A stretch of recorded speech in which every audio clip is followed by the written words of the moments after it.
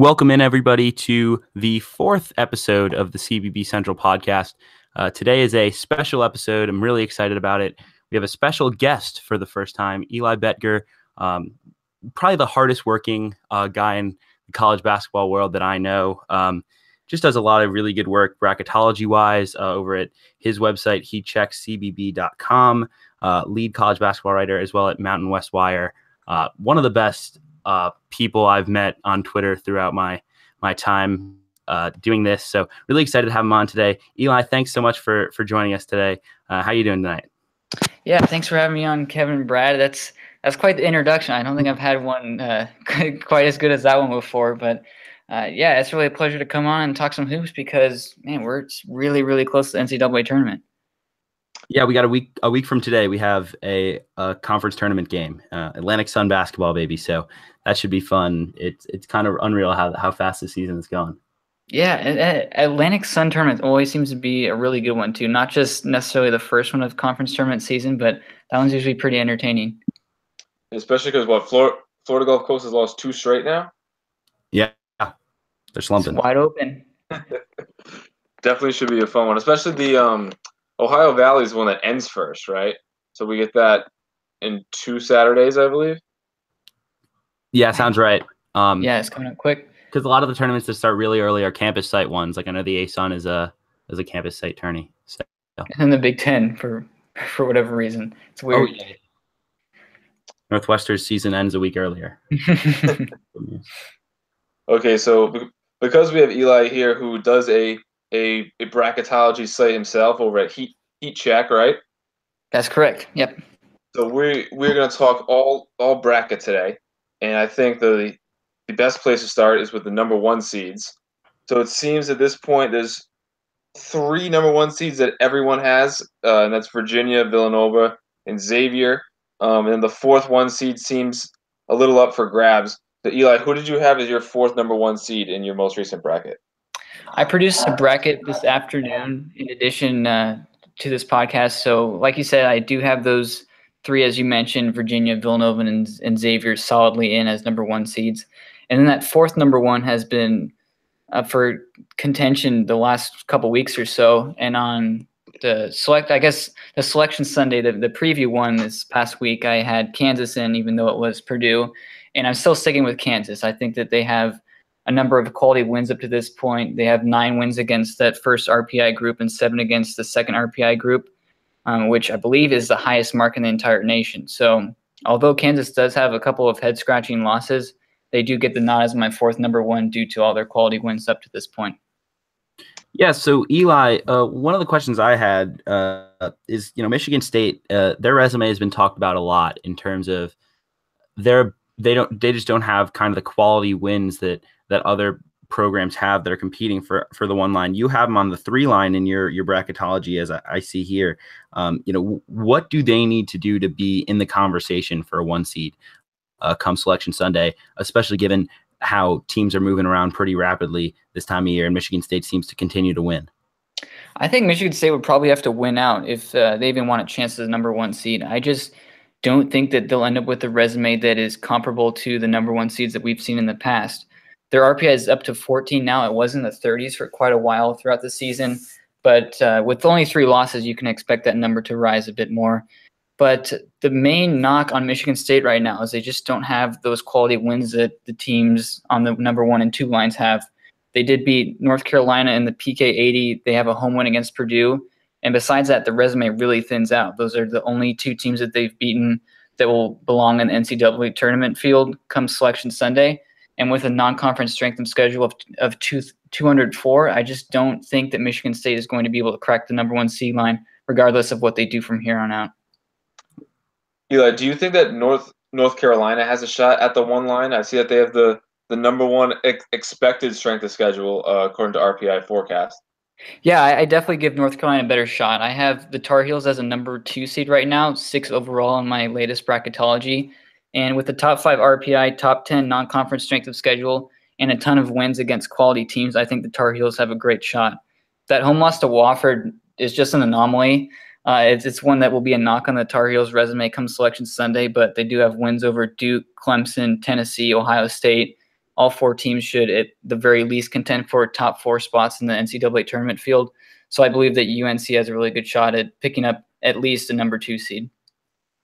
And Eli, who's the team out there that, isn't necessarily getting recognized right now, but has a legit chance to kind of sneak up onto the one line for a while? I think a lot of people are saying, could Cincinnati maybe sneak up without their quality wins if they just continue to win? That's kind of fallen off. Who's the team that could, if they make a run down this stretch here, who's maybe on the 3 line or 2 line right now, make a run towards a 1 seed? I think Auburn could make things interesting. I don't necessarily think that they'll be able to pull it off, but they do have 8 wins against the first RPI group. They're 8th right now in RPI.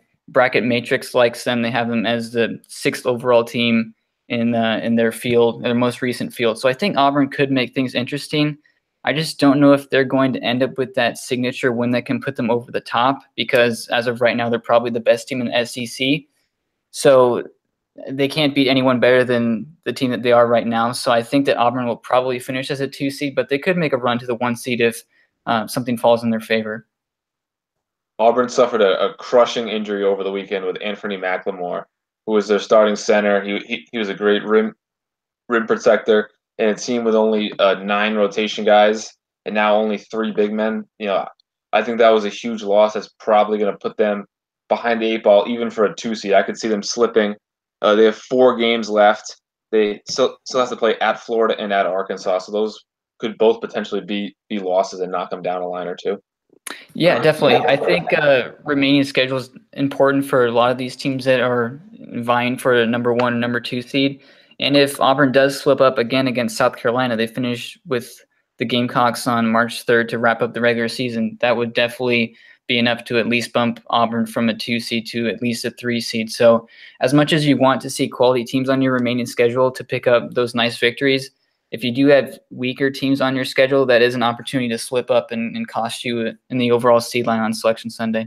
Well, and you touched on this a little bit, Eli, but with Auburn being, the number 1 team in the SEC right now, the SEC doesn't really have an elite team. In my opinion, I think Auburn's really good. I wouldn't necessarily put them in that elite tier, especially without McLemore. And then, there's a lot of really good teams. Tennessee's a really solid club, but the lack of chances in the conference tournament to, get a signature win, coming down this, a true, resume clinching win, if you will.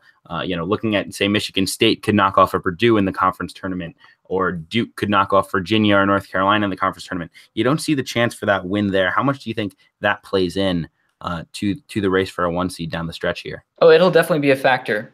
And I mentioned before, the remaining schedule is huge. And if Auburn's the best team in the SEC, then they can't beat a team that's better than them. So if they do end up with wins against Tennessee or Florida or Kentucky in the SEC tournament, that does help. But besides that, they're going to beat teams that are going to end up not better than a 6 or 7 seed in the NCAA tournament, besides maybe Tennessee or Kentucky. So I think Auburn's in a good shape, and when you consider the expectations heading into the year, the Tiger fans have to be ecstatic about what's been going on this season. But it's a difficult scenario because you see this with a number of power conferences this year, especially the Big Ten, in which Michigan State has a 26-3 record, but only 2 wins against tournament teams. So as much as you want to be the best team in your conference, you also need to have teams that will also be in the NCAA tournament so you can pick up quality victories. Okay, so for our next thing that we wanted to ask Eli. So Eli, are there any teams that you feel when looking at other people's bracketologies that you feel are being like underseeded by the consensus, a team that you can't see why they're being rated so low? I think there are some out there for sure. I guess the first one I want to start with is probably Nevada. I think some bracketologists are probably a bit low on them, and it does make sense because coming out of the Mountain West is not necessarily a ton of recognition, but the Wolfpack, you definitely have to consider them as one of the best 25, 30 teams in the country. But when you look at their resume, it doesn't necessarily match up. They have that nice win against Rhode Island, and then they swept Boise State, but resume overall is just not that great. So it does make sense why you see the Wolfpack right around the 8 or 9 range. I do have them as an 8 seed right now, but if they do finish strong, potentially win out, I think they could probably run up to that number 7 seed line. And with Nevada, the one one question I have is obviously Rhode Island's RPI is really good. I believe it was still top 10 in the nation. Does that win hold a little less weight because of the brand, if you will, with the committee? How much, obviously, we want to look at things as much from a number perspective as we can, but, wins over, Rhode Island and Boise State, do those not have, the same buying power that a win over, say, Michigan State and Syracuse in similar RPI tiers as those Boise State and Rhode Island wins? Do you think that plays a factor at all? Well, the selection committee will tell you that it doesn't, but I think that it certainly does. I did a study a few months ago that took a look at the mid-majors and whether or not they beat power conference teams and whether or not that resulted in an at-large bid. And what I found was that the teams that did beat power conference teams, regardless of their strength, it could have been Cal or Pittsburgh or whoever it was, those teams usually tend to have better seeds come Selection Sunday. So although the win over Rhode Island right now is a top 10 RPI win for Nevada, I think you bring up a great point and say that it probably doesn't hold as much weight as a win over, I don't know, Missouri or Texas A&M or a team like that, because the difference between power conference and mid-majors is fairly substantial right now. And they actually had a few opportunities in the non-conference. They had TCU on a neutral where they lost by 4, and they had Texas Tech at Texas Tech, which I think they played them to overtime. So, looking back, those are 2 huge missed opportunities. But I think I remember, seeing on Twitter and stuff after those games, Nevada fans kind of being like, "Oh, well, that's it for our at large chances." But it actually turned out that they're still very much in the mix, despite losing their 2 games versus Power Conference. Definitely, I was concerned as well, covering the Mountain West after Nevada lost those 2 games to Texas Tech and TCU, because I believe that the Wolfpack needed at least one of those games that week in order to feel safe about their at-large chances. But we're here right now in mid-February. Nevada went 0-2 that week, although they did. They lost those games by a combined 10 points, so they're competitive in both.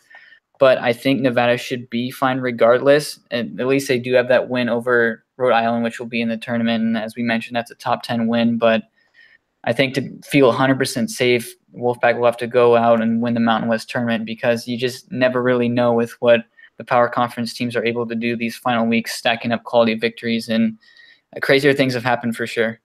And they have an absolute minefield of a closing schedule where they have a sub-300 game in terms of expected RPI against San Jose State. And they have Colorado State, who's on like their 3rd coach this year. And then they have the 2 real absolute minefields at UNLV and at San Diego State, where both games, would lean toward a bad loss, even though both are talented teams. Their RPIs are lower than their strength of their roster would indicate, and losing either one of those games could potentially push Nevada much closer to the bubble. Definitely, and I mentioned this to Jeff Grammer, who writes for Albuquerque Journal. The one benefit to Nevada's remaining 4 games, as you mentioned, they do get Colorado State and San Jose State at home. So although no one would pick Nevada to lose those 2 games, the chances of losing them in Reno are just so much slimmer than it would be on the road. So that's damage control in the sense that Nevada will surely win those 2 games against San Jose State or Colorado State. And if they do slip up against UNLV or San Diego State, that won't necessarily go down as a bad loss on the resume, though it could make things more interesting. And then one more thing on Nevada. I mean, does it give you concern looking at their at-large bid chances? I think we both agree that they're pretty safe as of now, but nothing is certain. Does it give you concern when you look back at a team last year? I think it's a pretty solid comparison to Middle Tennessee State last season. And then, I mean, obviously they did win the conference tournament, so it wasn't as much of a problem. But they still wound up on the 12 line, a lot lower than I think most people thought. Do you think that concern, without maybe that so many great wins for Nevada, does that concern come into play that they could stunningly fall out of the field come Selection Sunday? I think that definitely is a concern, and I think any team that's a mid-major who's been rolling through their conference play still has that concern. We saw that with New Mexico State, and we see that with Middle Tennessee even this year. These teams that are able to roll through their conferences with just 1 or 2 losses and aren't able to accomplish that much in non-conference play are usually left out of the big dance on Selection Sunday. So I think Nevada is probably on the safe side right now, but their chances are holding on by a thread. And as Brad mentioned, if they slip up to maybe UNLV or Colorado State or, God forbid, San Jose State, Nevada is in a ton of trouble, because that would be their third Group 3 loss, presumably, and their RPI would decline, and it just would bring up a whole bunch of question marks. And now that they're playing with essentially 7 rotational players after Lindsey Drew ruptured his Achilles, and Nevada was already on a short rotation as is, Eric Musselman's group will have to be really solid down the stretch to ensure that they're at least a 10 or a 9 seed. And you just touched on real quick the injury situation. Obviously, a really tough situation with Drew going out. They do add Josh Brent to the roster, a former Notre Dame football player, now playing football at Nevada. I was reading today, actually, that he was a fairly well-touted basketball recruit coming out of high school, a guy who had some high major looks before he decided to focus on football, a 6'2" combo guard. Do you think he has any role on this team in terms of getting any playing time? Or do you think it's really just another practice body and a guy who can come in maybe when they're up 30 against San Jose State or something like that? I think it's more of the latter. And Musselman has added a few guys these last couple of weeks just to add some depth to the roster. But we know, just based on what Musselman has done since he's entered Reno, that he's comfortable playing with a short rotation. And I even saw that during one of the telecasts that Musselman prefers to have a short rotation so that guys on his bench don't feel disheartened by a lack of playing time. So I don't expect any of these walk-ons or ex-football players to necessarily get big minutes, maybe 5-10 minutes a game. But if something crazy happens, if you see another guy suffer an injury, and the Martin twins have been hobbled throughout the season, if something were to happen or foul trouble late in the game, you'll probably see at least Charlie Tooley or maybe one of the ex-football players come off the bench and provide some minutes. But I think for now it's more practice bodies than anything else. And then one last question regarding Nevada. So in their loss to UNLV, right? Caleb Martin was injured. He didn't play in the game. How much weight do you think that the committee puts on, a game where the star player is missing, or do you not believe in that theory at all? I think there has to be some belief in the theory that the selection committee puts some weight into whether star players are missing, but there is no definitive answer to what the committee decides to do when there is a star player missing from a game that impacts the result of maybe a win or a loss. So I think that one probably gets swept under the rug. I think that Nevada's loss to UNLV is probably etched in stone right now. I think the committee acknowledges it, but I think that unless you have a guy like, I don't know, Trey Young or Marvin Bagley or someone of that nature, I just don't think that the committee puts that much weight into whether or not a player misses the game. But I don't know if that for a fact, and the committee has, and I don't think they ever will be completely complicit on whether or not a star player missing a game ultimately impacts what happens when the committee puts the brackets together. Yeah, and that's like 3 or 4 years ago, kind of a different situation, but Kyle Collinsworth for BYU, he played the whole season. I think he got injured like right before the conference tournament, and there was some question. People were saying that the committee can't leave out BYU even though their best player is hurt, but they could dock their seed. And I think they ended up not even docking their seed, still gave them a 10 seed. And I think BYU even ended up winning their first round game as well. Yeah, that definitely is something to note. And I believe a certain situation happened last year with Chris Boucher on Oregon. I think some people believe that Oregon could contend for that number 2 seed. And if I remember correctly, I believe the Ducks ended up with the number 3 seed. But the committee has to be aware at this point that Nevada is losing some guys. Darian Williams, who's a St. John's transfer, was dismissed from the program. They lose their top point guard in Lindsey Drew. So maybe it ends up costing Nevada a seed line, but I think that ultimately the committee knows that the Wolfpack plays a fairly short rotation, and as long as Nevada is able to hold it together these next couple of weeks, I think that they'll be seeded properly. Well, that was something I kind of got into on Twitter the other day when when our good friend John Rothstein, everyone loves him, was tweeting about how Penn State not having Josh Reeves for a few games was going to be considered by the committee. Reeves was suspended early in the year. And it's something that I was kind of questioning. And my first thought was, well, the committee isn't going to see it the same for Caleb Martin or Clayton Custer at Loyola, who missed a few games, or Jalen Adams, who missed the Niagara loss for St. Bonaventure. And then I kind of, Brad, I think, was the guy who changed my mind. And it was, how far is it too far to look at these losses of players? And at some point there has to be a line as to who's that valuable where you can disregard a win or way to win less. And I thought that was a really interesting debate. But I think I've come along to that viewpoint of, I just don't know where the line is with these injuries. And I think, so obviously if a team is very injury prone, I think that has to be taken into consideration. But, at some, if you're missing your 3-and-D wing like Penn State was with Josh Reeves, there's only so much you can do if you're the committee. I think you have to deal with what you have at this point in March. There's just too many different factors for every single team and every single game. There has to be a line in the sand at some point, because every loss can't be dismissed due to an injury or an abnormality, because eventually you're just going to end up with a team or just a roster of all of these teams that have asterisks next to all of their results. So I think that unless it's a star player or maybe it's a coach that missed a few games, as we saw with Jim Boeheim's suspension at Syracuse a few years ago, I just think ultimately it doesn't have that much of an impact on where teams are seated. I think that fans like to mention it because it's something that's potentially noteworthy and something to talk about. But at the end of the day, none of us know how much that is weighted. And anyone outside of the selection committee is not aware of that. So we'll see what happens. I think Nevada will be seated fairly, and they should reach the tournament as an at-large if they're unable to win the Mountain West tournament. But expecting anything more than a 7 seed at this point is probably a bit outlandish.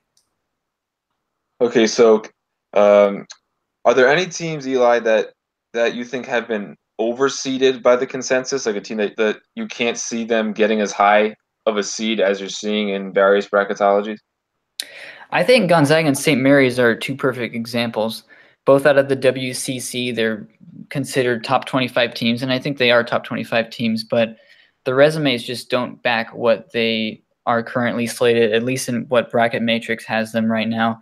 Gonzaga is listed as a 5 seed on Bracket Matrix. St. Mary's, I believe last I checked, was up to a 9, but I don't see either of those teams ending up with higher than an 8 seed. Gonzaga lacks the wins that they need to push for a top 5 seed, as I've seen some bracketologists mark them. They have a neutral win over Ohio State, a road win against St. Mary's, and a road win against Washington.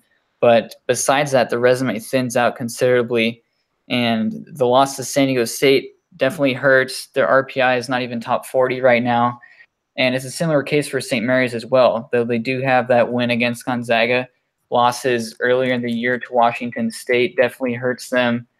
They also have a loss to San Francisco recently, and just not a ton on that resume that makes me believe that either of those two teams can end up as top 8 seeds in the tournament. But conversely, that definitely provides an opportunity for Gonzaga and St. Mary's to pull off a first round or even a second round upset if the ball rolls the right way for those WCC teams. Yeah, I was looking at St. Mary's resume a few times, and I really am skeptical about this resume overall. I mean, I think they probably sneak in if they don't win the West Coast Conference tournament. But I mean, what wins do they really have? I mean, you like the win at home over New Mexico State. I think, is that a quadrant 1 or a quadrant 2? I'm not sure where. Quadrant 2. That's a 2. Mm-hmm. 2. Okay. And then they have the win over Gonzaga on the road, which is obviously a great win. But other than that, there's really not much on the resume here. Do you think they could be, sitting at home stunned on Selection Sunday, even if their only loss in the remaining was to Gonzaga in the conference tournament? I wouldn't be shocked. And I predicted that in the preseason, that although St. Mary's is probably a top 20 team, I didn't think they'd reach the NCAA tournament. That looked especially good in late November after they had dropped to 5-2 with losses to Washington State and Georgia.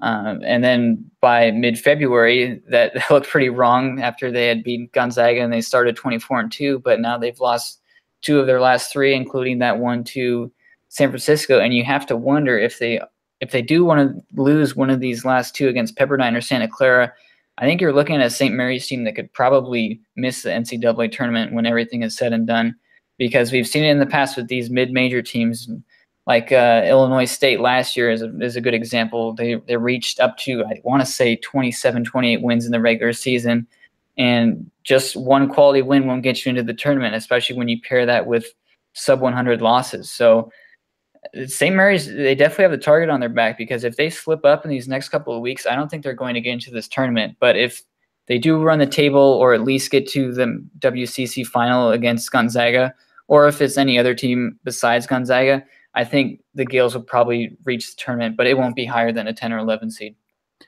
So I know that head-to-head is not supposed to be a factor in terms of the selection committee selecting teams for the field, but I mean, if you're deciding between like the first 4 teams and you see that Georgia has a neutral court win over St. Mary's, and Georgia themselves now has a sweep over Florida, they have a few other quality wins.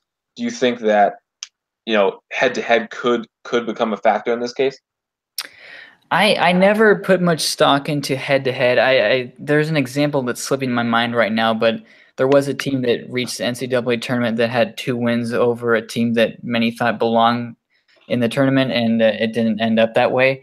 So I don't put much stock into it. Just look at the overall resumes and see what they have to say. But if 2 resumes or 2 profiles are very, very similar, especially around the bubble, and one team has 2 or maybe even 3 if they beat them in the conference tournament, 2 or 3 victories against the other team throughout the regular season, I would probably give the nod to the team that had won those games. But I just don't think that a ton of weight should be placed on head-to-head, and it's especially not what the committee does.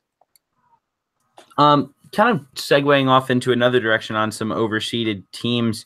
I know we've talked about this on Twitter a couple of times, Eli, of teams who have some really good wins early in the season, but have fallen off a little bit here. Arizona State's a good example. Oklahoma, last check, I think we're losing fairly comfortably to Kansas. Yeah, they're still down by 20 now in the second half. Teams that have lots of quality wins, but at the same time have been fairly mediocre in conference play. Do you think there's any chance that either miss the tournament? I don't really see it, but do you think they'll be overseeded? I'd have to imagine they will be with the number of quality wins they have. I'm glad you brought those 2 teams up, because I think those are 2 interesting cases of teams that we have probably already seen peak this season. Arizona State has those nice wins against Kansas and Xavier before the calendar turned to 2018. And those are still their 2 best wins up to this point in the season. They've dropped off considerably since, now just 7-7 in Pac-12 play. So they're trending towards probably a 7 seed, maybe a 6 seed. Definitely not their previous ways as a number 1 seed, or at least the projected brackets had the Sun Devils around a number 1 or 2 seed in December. So I think the Sun Devils definitely get the benefit of the doubt and get a higher seed than they probably deserve. And that's mostly due to what they accomplished in the first month or so. And then when you look at Oklahoma, that's a team that has fallen off as much as any team in the country. And everyone likes to talk about Trae Young, but ultimately this team is just not getting it done on the defensive side of the ball. And the Sooners have lost, I don't know what it is right now, but I want to say they're, 2-5 in their last 7 or something like that. 5 in a row lost. 5 in a row? Okay. So even worse, and that's probably going to trend in the wrong direction as well, based on tonight's result against Kansas. But the selection committee did give them a number 4 seed, as I projected in the bracket preview. And a lot of that is due to what they have accomplished in December and January. They do have some quality wins against Kansas, Texas Tech, Wichita State. They sweep TCU, a neutral win over USC, a win over Baylor. So they'll definitely get into the field. I think even if they lose out, Oklahoma will be just fine based on what they've already accomplished. But Oklahoma was trending towards a number 2 seed and 3 seed, and now they could finish maybe a 7 or 8. So both of these teams have fallen off considerably after what was expected to at least be a top 2 or 3 seed in December. Okay, so the next team that we wanted to bring up, Eli, was Middle Tennessee. And now Middle Tennessee is a very, very polarizing team. I think a lot of people with their mid-major bias on Twitter, even though they've probably never even seen Middle Tennessee play this year, are stomping their fists that they want them to get a bid. So do you think that the Blue Raiders have a legitimate chance of earning an at-large bid? I would say they have a legitimate chance, but I would not put a ton of money on it. I just think we've seen too many cases in the past where a team like 2017 Illinois State, or I believe it was 2015 Colorado State, these teams rack up 27, 28 victories and just don't make the tournament. The case for Middle Tennessee is that they've been there in the past, but the selection committee doesn't take into past results, so that negates itself. What's working in the Blue Raiders' favor right now is a top 25 RPI and a top 10 non-conference strength of schedule.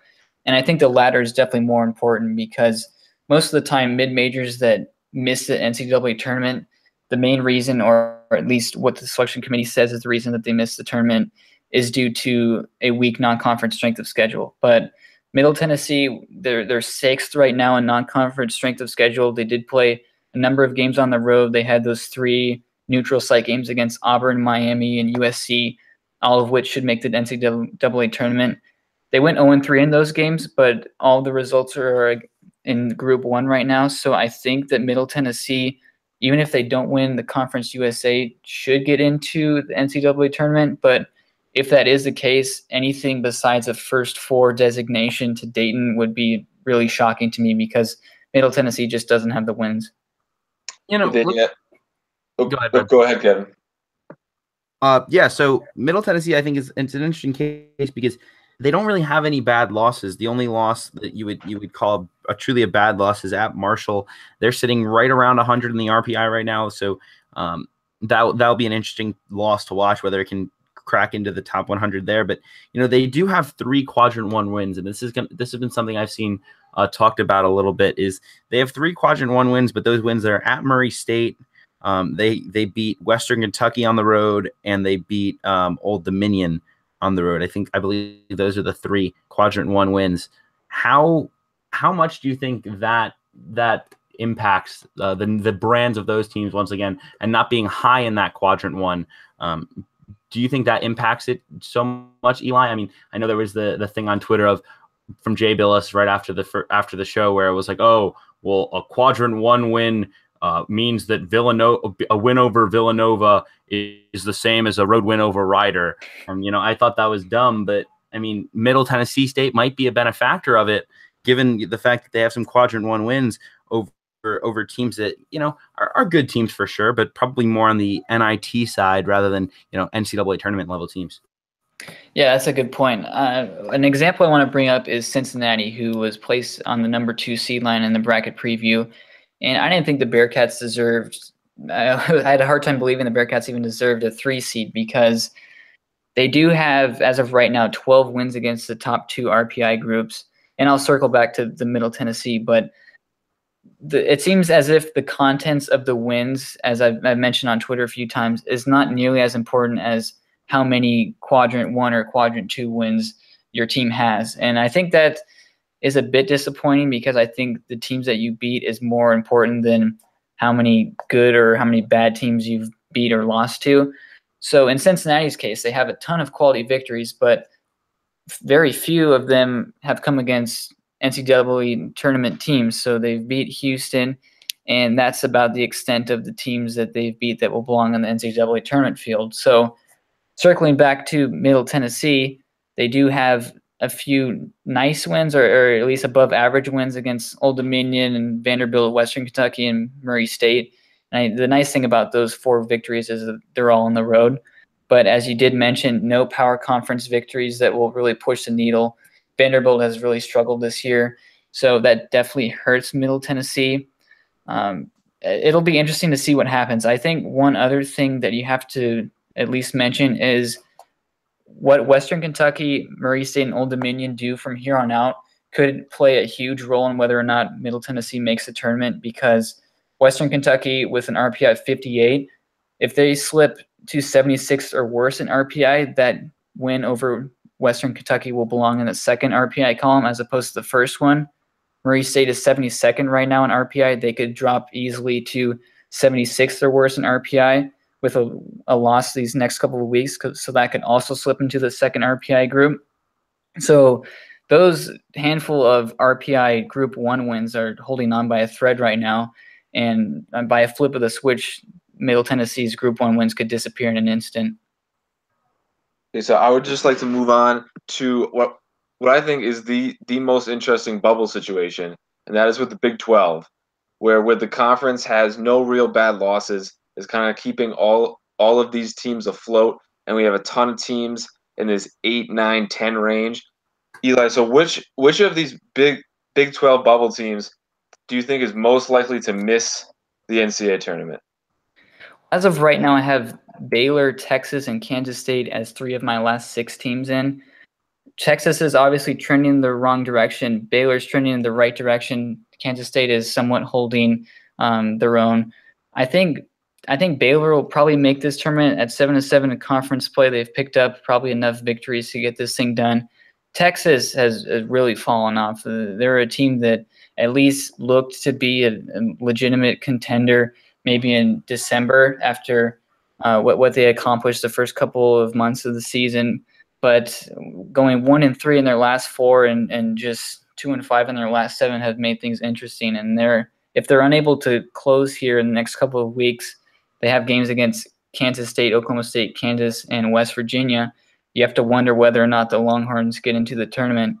And it's obviously unfortunate what happened with Andrew Jones, who was diagnosed with leukemia, but the team has to move on. And if they're unable to finish here, I just don't know if Texas makes the tournament, regardless of how many quality victories that they've picked up.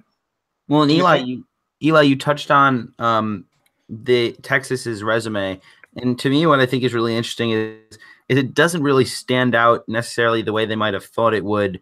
Preseason, a win over VCU on the road doesn't really have any value here. It would have been, a good win most years. The Bama win looks pretty good, but sweeping Oklahoma doesn't look nearly as nice as it would have. That double overtime thriller over TCU isn't quite as doesn't have quite as much luster as well. So I mean, you look at that great win over Texas Tech at home, and other than that, and the Bama win, who's I think you have it on your 6th line.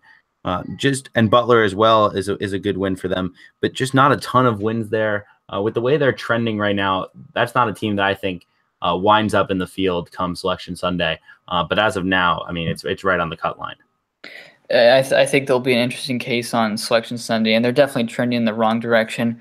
But as you mentioned, they do have a couple quality victories that will help their case. And what's nice if you're a Big 12 team this year is that if you win a game, unless it's against Iowa State or Oklahoma State, it will be chalked up as a quadrant 1 or quadrant 2 victory, and that's just not a luxury that any of these other conferences have. So if Texas finishes 2-2 over these last 4 and picks up a win in the Big 12 tournament, they'll certainly be in the tournament, because that would mean they have at least 9 or 10 victories against those first 2 quadrants. So they at least have the benefit of playing in a tough conference. Not everyone can say that. So I think Texas ultimately winds up in the dance, but it's not going to be a very high seed, maybe a 10 or 11 seed. Eli, so Baylor and Kansas State had very poor non-conference strength of schedules. How much do you think that this will affect them, even with like a team like Baylor, who had a neutral win over Creighton in the non-conference? Like, will they still have a 1 or 2 seed line penalty for those poor slates?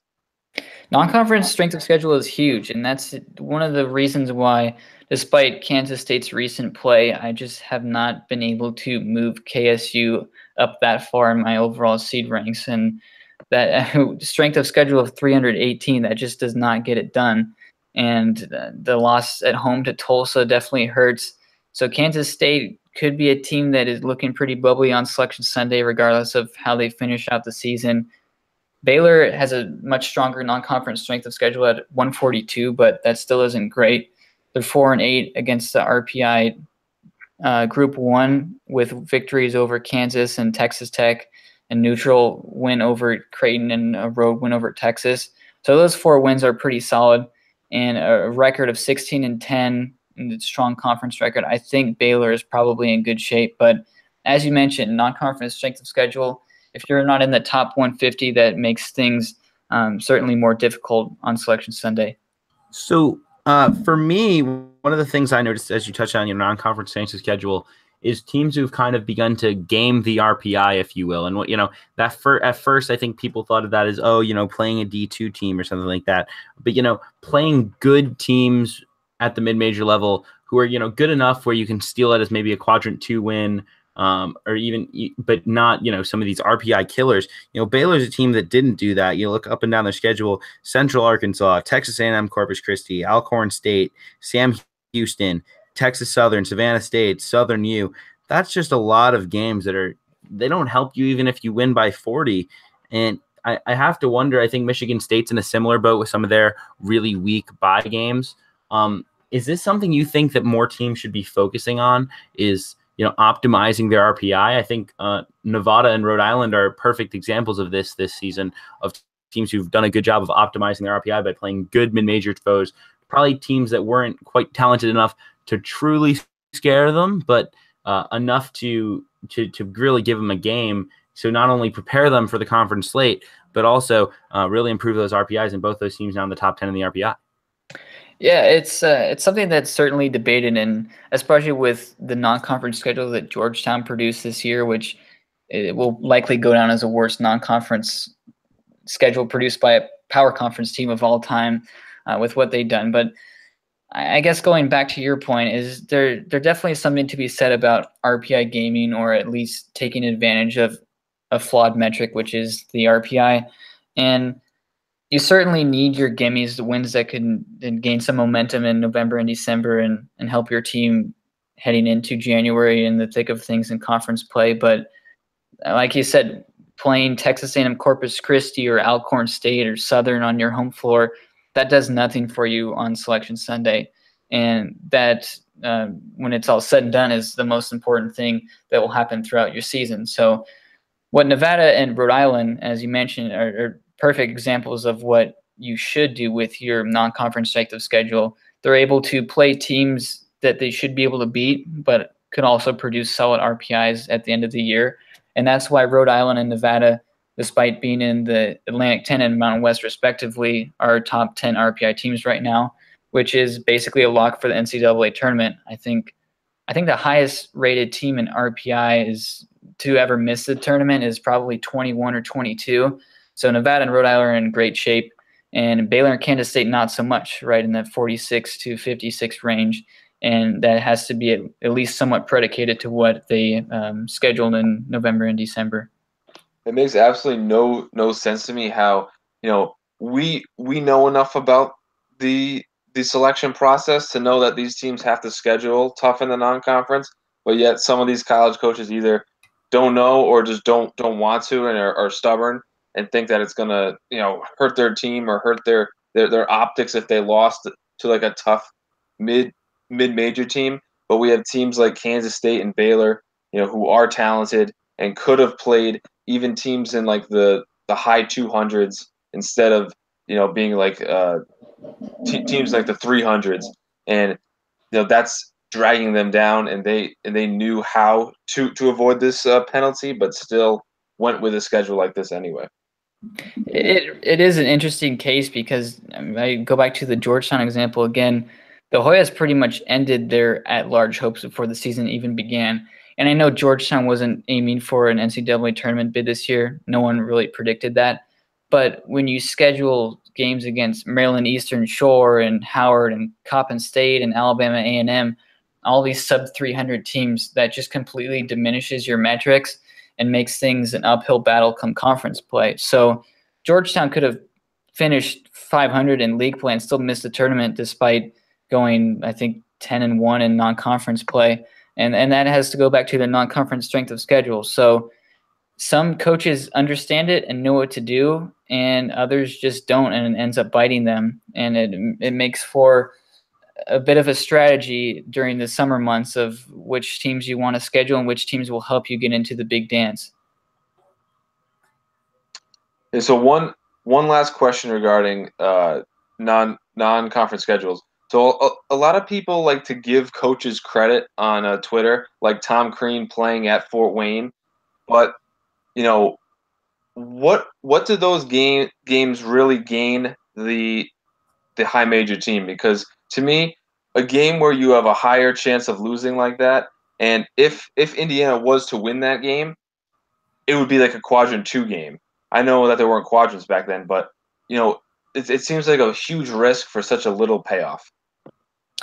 Yeah, those types of games are certainly a debated topic, and I think it hurts the lower mid-major more than the power conference team, depending on the result of the game, because we spoke earlier about Nevada, and they had their games against Texas Tech and TCU, and I know Nevada is not on the level of Fort Wayne. There's certainly a better program to this point, but if we say Nevada finished somewhere around 500 in league play and they ended up losing those games to Texas Tech and TCU, those were the only options to pick up quality victories in non-conference play minus Rhode Island. So say Fort Wayne is unable to beat Indiana and Indiana is the only power conference or quality team on their non-conference strength of schedule.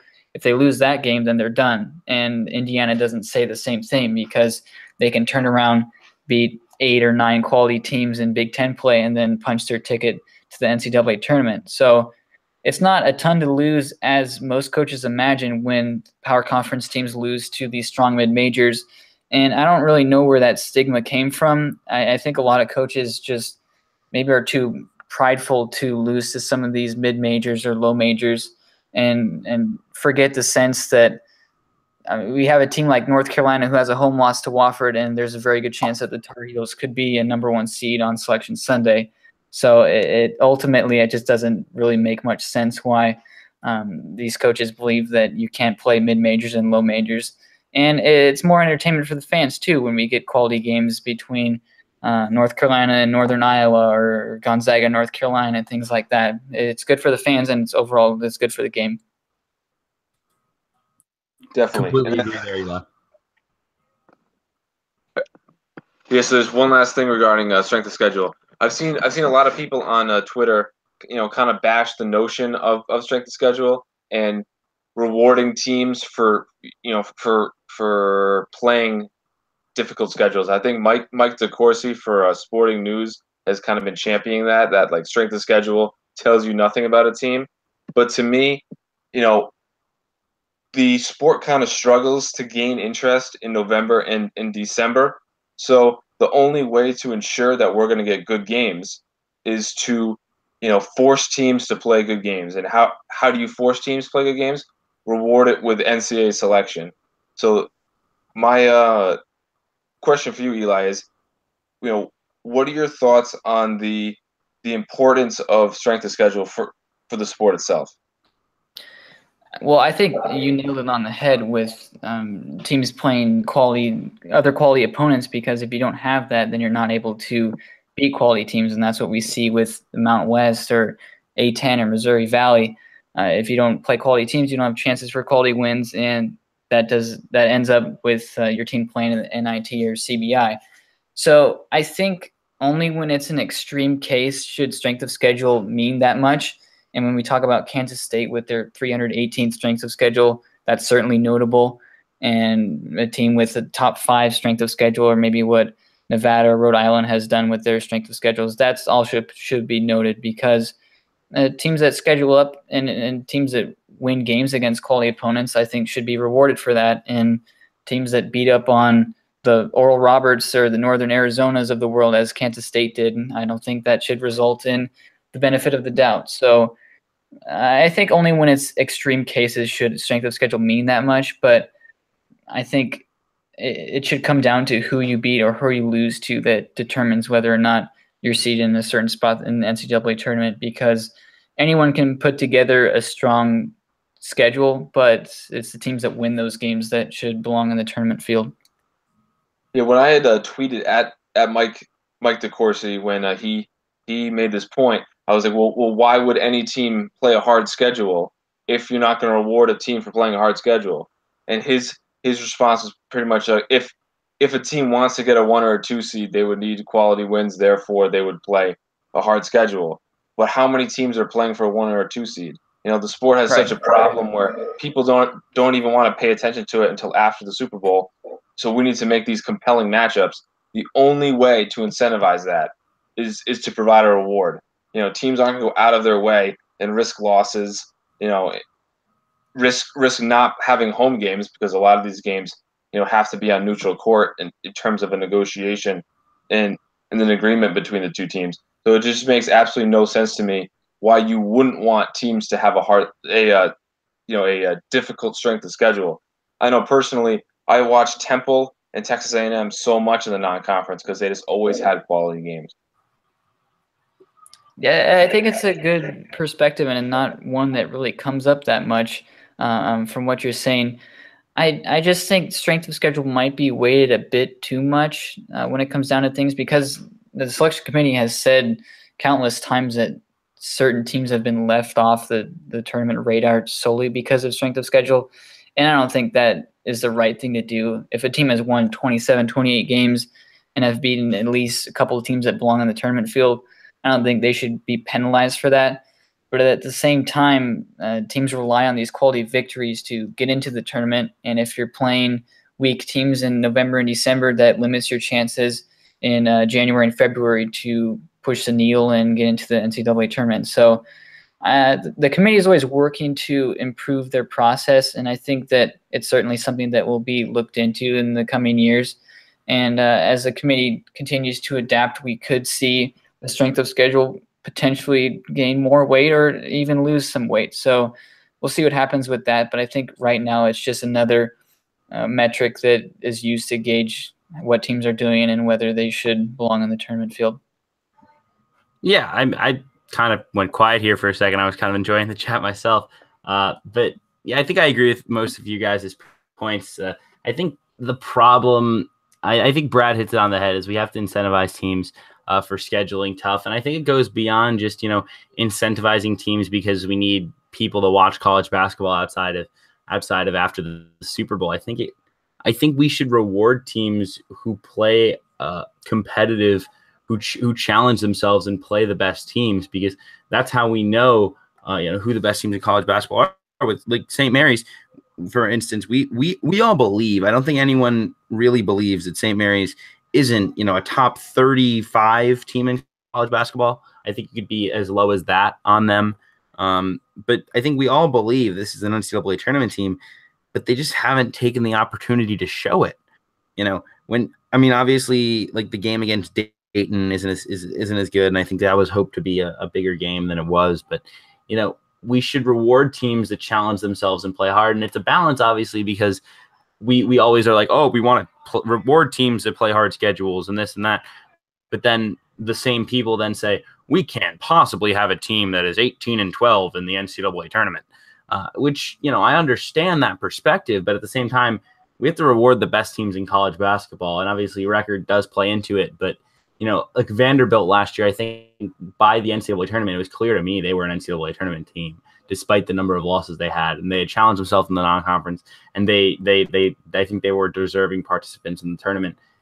Even if a team like St. Mary's this season is playing at that level, you just question whether they have that opportunity and whether they even deserve that opportunity.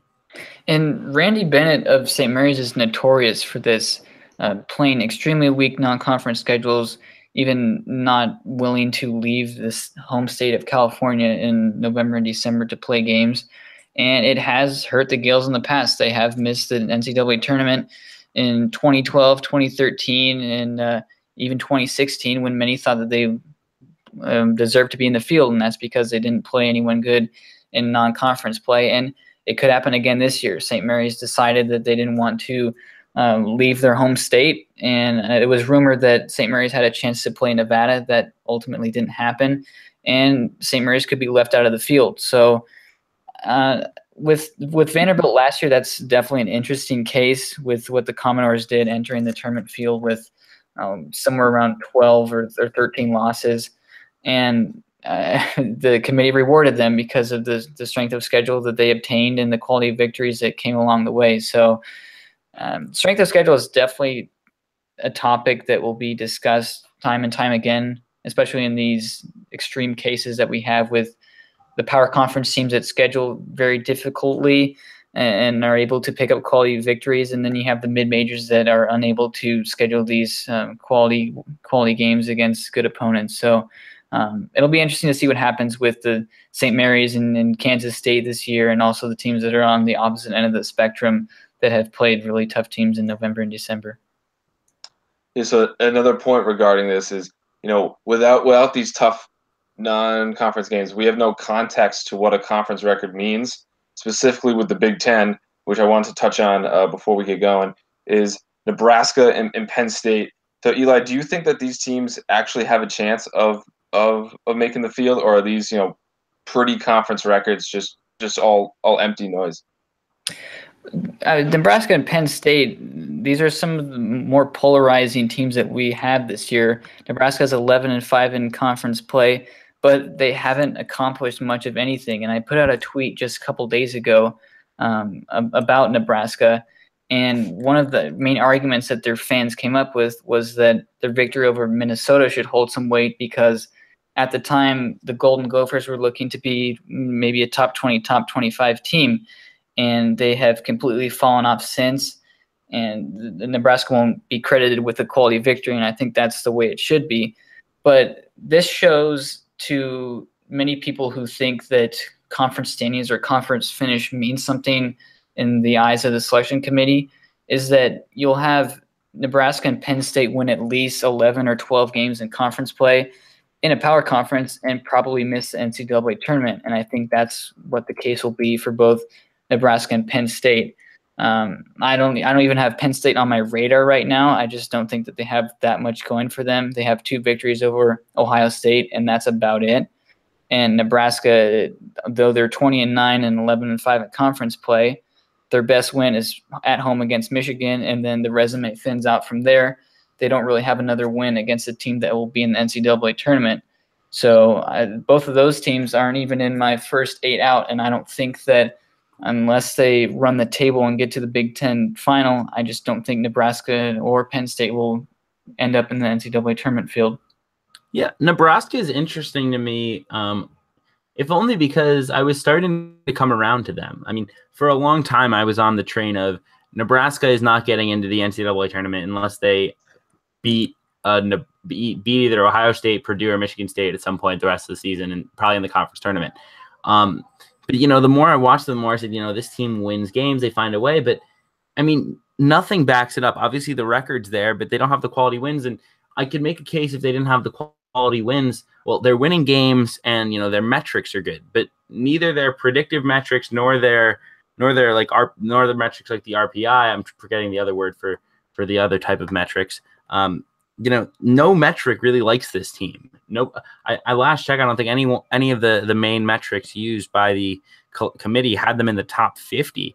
And so I was just really curious about the case. I mean, I thought if they were 14-4 in the Big Ten, beat Michigan, let's say in the first game of the conference tournament, they'd be right there. And maybe headed to the first 4 was kind of my thought. It's tough for me to see that with this team getting in unless they make the Big Ten final at least, and probably win the Big Ten tournament, especially now with the loss to Illinois. And neither team ranks in the top 250 in strength of schedule for non-conference play. So even if these teams had more quality victories, the fact that they're hovering right around 250 to 300 non-conference strength of schedule, that immediately puts them on the bubble if they didn't have an elite record. And I mean, Penn State, like I said, that sweep over Ohio State is nice, but then their next win is against Nebraska or Maryland, and neither of those teams will probably make the tournament. It'll be interesting to see what the committee does with the metrics, as you mentioned, because this is the first season officially in which the committee has predictive and result-based metrics on the tournament team sheets. And Nebraska right now, in terms of predictive metrics, they rank 61 in BPI, 56 in KenPom, and 64 in Sagarin, which results in an average of 60.3. And though the metrics like Penn State a lot more, they're top 30 in predictive metrics average, it just doesn't tell you that Nebraska is a tournament team right now when the metrics don't indicate it, when the resume doesn't indicate it, and when they didn't play teams that will belong in the tournament field and during non-conference play. Okay, so I think that'll do it for tonight. Pending Kevin or Eli, is there anything else that you guys wanted to touch on before we get going? I think that's about it. I'm just interested to see what happens these next couple of weeks, and keep your eyes peeled for some interesting stuff on the way. That's for sure. Yeah, absolutely, Eli. Thanks so much, for coming on today with us. This was a great chat. I really enjoyed it. Once again, check him out at Boettger_Eli. Is it on Twitter? Yeah, that's right. That's Yep. right. And he's got his website. He's got Mountain West Wire writing about the Mountain West, and he also, I believe, has a book on the way about bracketology and the NCAA tournament. Want to share a little bit more about that before we let you go? Yeah, it sounds good. So I don't have a certain date specified right now, though I'm hoping over the next week or so you will be able to purchase on Amazon.com an ebook titled Bracketology: Science Behind the Selection Committee Process. And that is exactly what you think it is. It's a fairly in-depth overview of what the selection committee does, their process, the history of the selection process, statistical research on the subject, and more on that. So if you're interested in bracketology, I would recommend it to you. It has some tidbits in there that I think at the very least will make you think a bit closer about how the selection committee perceives the process and why teams are in the tournament field or out of the tournament field or where they're seated, all different sorts of things. So if you're interested in that topic, which you probably are if you're listening to this, I would recommend checking it out. So I appreciate the plug. No problem. I think that will wrap us up for episode number 4 of the CBB Central podcast. Once again, thanks to Eli for coming on. And everybody enjoy your week of college basketball, and obviously let us know in the comments or on Twitter if you guys have anything you guys want us to touch on soon. Thanks, everybody. Great. Thanks so much, guys. Thanks, guys.